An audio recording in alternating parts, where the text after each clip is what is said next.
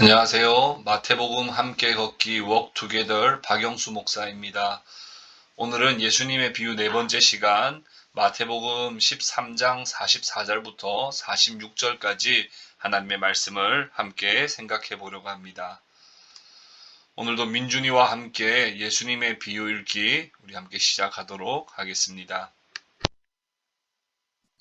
전국은 마치 밭에 감춘 보화와 같으니 사람이 이를 발견한 후 숨겨두고 기뻐하며 돌아가서 자기 소유를 다 팔아 그 밭을 사느니라.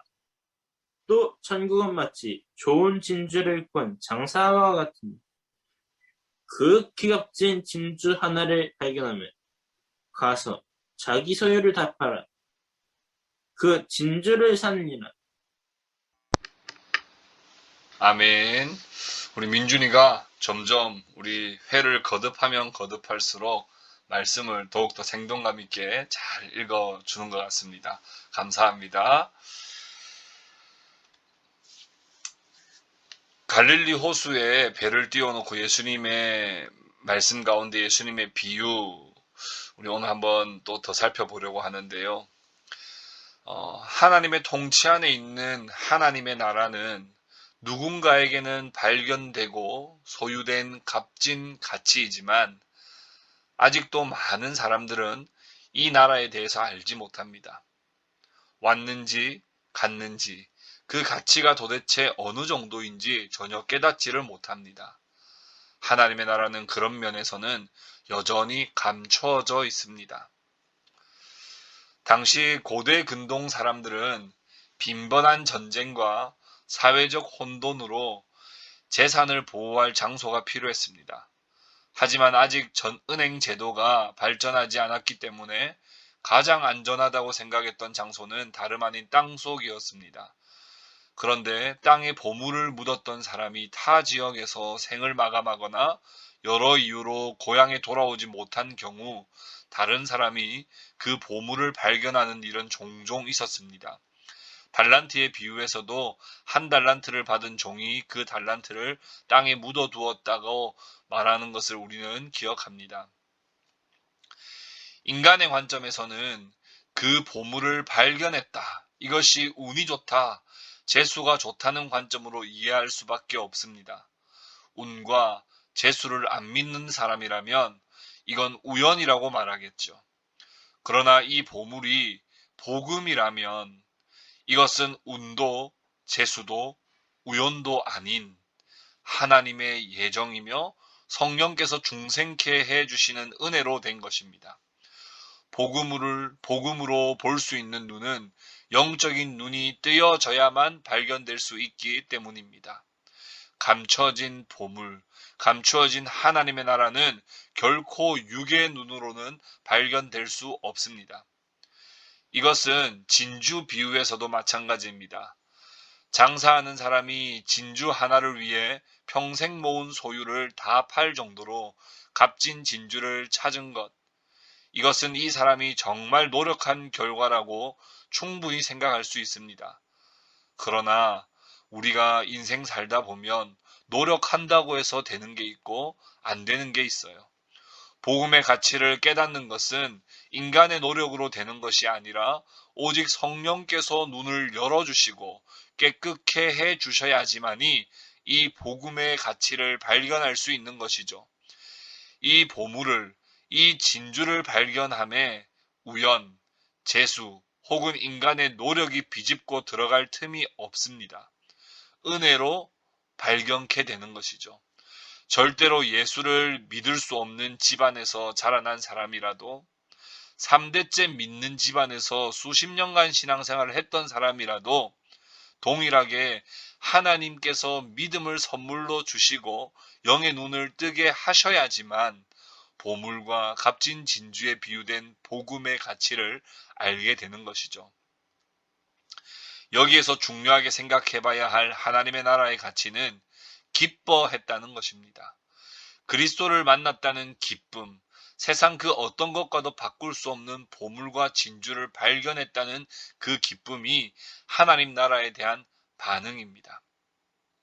그 보물을 발견한 사람이 기뻐 뛰며 집에 돌아갔다 그랬죠. 그러나 오늘날 교회와 성도들에게 있어서 기쁨이 사라졌습니다. 신앙생활이 별로 즐겁지 않고 예배 드리는 것이 습관과 형식으로 바뀌어 버렸습니다. 섬기고 전도하는 것은 짐이 되어 버렸고 마치 이 보물과 진주를 다시 되팔고 싶어 하는 것만 같습니다.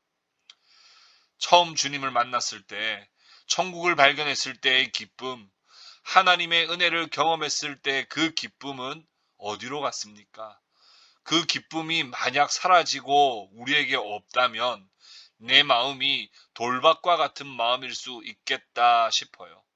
마태복음 13장 20절 21절에 돌밭에 뿌려졌다는 것은 말씀을 듣고 즉시 기쁨으로 받되 그 속에 뿌리가 없어 잠시 견디다가 말씀으로 말미암아 환난이나 박해가 일어날 때에는 곧 넘어지는 자요.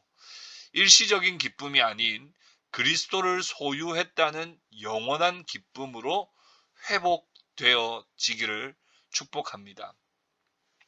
예수님은 계시록 2장 4절 5절에서 너를 책망할 것이 있나니 너의 처음 사랑을 버렸느니라. 그러므로 어디서 떨어졌는지를 생각하고 회개하여 처음 행위를 가지라. 만일 그리하지 아니하고 회개하지 아니하면 내가 내게 가서 내 촛대를 그 자리에서 옮기리라. 다윗은 시편 51편 12절에서 이렇게 고백합니다. 주의 구원의 즐거움을 내게 회복시켜 주시고. 신앙생활은 기쁨이 핵심입니다. 복음을 발견했다면, 값진 보화와 진주를 발견했다면 기뻐하는 것이 당연한 것처럼 신앙생활은 기쁨이 핵심입니다. 그리스도를 만났기 때문이며 천국을 소유했기 때문입니다. 기쁨과 즐거움을 회복시켜 주시기를 하나님께 간구합시다. 하나님은 우리를 얻기 위해서 독생자를 내어 주셨습니다. 그리스도께서는 친히 자신의 몸을 십자가에 내어 주셨습니다. 오늘 비유에 보면 그 값진 보물을 얻기 위하여 자신의 전 재산을 다 팔아서 그 보물을 얻었다고 되어 있죠. 값진 진주를 얻기 위하여 그동안에 모았던 모든 진주들을 다 내어놓고서라도 그것을 바꾸었다 그랬습니다. 하나님은 우리를 얻기 위해서 독생자를 주셨어요. 그리스도께서는 친히 자신의 몸을 십자가에 내어주셨습니다. 아들과 자신을 걸고서라도 우리를 진정으로 얻으시기 위해서였습니다. 우리는 주님을 얻기 위하여, 하나님을 더 알기 위하여 우리는 아무것도 내어놓는 것 없이 그저 형식적으로 하나님을 믿고 있지는 않습니까?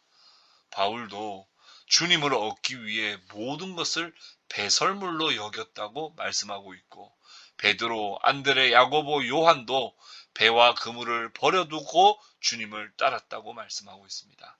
사랑하는 우리 동행교회 형제자매 여러분, 가장 값진 주님을 얻기 위하여, 영광스러운 하나님 나라를 위하여 불필요한 것을 내어 버릴 줄 알아야 합니다. 무엇이 진정한 가치인지, 무엇이 가장 고귀한 가치인 줄을 분별할 줄 아는 그런 축복이 저와 여러분 가운데 있기를 주님의 이름으로 축복합니다.